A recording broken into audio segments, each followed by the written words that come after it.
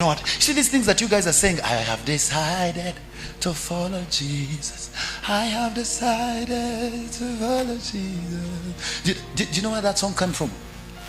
A man was an evangelist. He went to India, and when he stood somewhere and spoke about Jesus, and when he spoke about Jesus, a certain Indian family heard him, and the whole family gave their lives to Christ. The news went and reached the king, and the king came and called a meeting, and he put that man, his wife and his children before the whole community, and he said, deny Jesus. And he called his army, and they brought those bows, and they said, if you don't deny Jesus, these bows are on the hearts of your children. And he had 3 kids, 3 young babies, 3 kids. They said, we're going to release them in the hearts of your babies. Are you hearing what I'm saying? And he said, are you going to deny Jesus, or you're going to let your children die? And he looked at his children and he said, no turning back. He sang in their ears, no turning back. He looked at his children and he said, I will see you on the other side. He stepped back, and he said, the king said, this boy is joking. And he said, fire.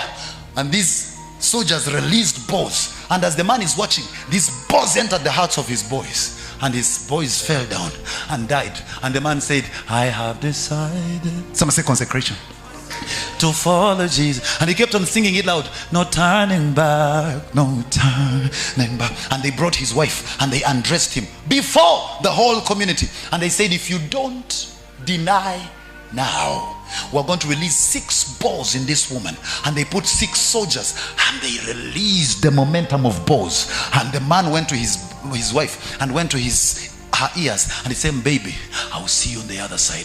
We cannot turn back. He stood up the other side and he says, I have decided to follow Jesus. And he told the people, the Holy Ghost has given me a song. The Holy Ghost gave him a song when he was about to die, and he sang that song. He did not go to studio. He did not leave a tape, but the song was stronger than the songs of men that have instruments and keyboard, and the whole earth cannot forget it, even though it happened thousands of years ago. Because this man that is talking, he's not just a talker, he's a consecrated man. And they released the bows into the heart of that woman, and that woman was bleeding and delayed to die and was crying out loud. And the man came and held her dying wife's hand and kept on saying, no turning back, no turning back. I have decided to follow Jesus.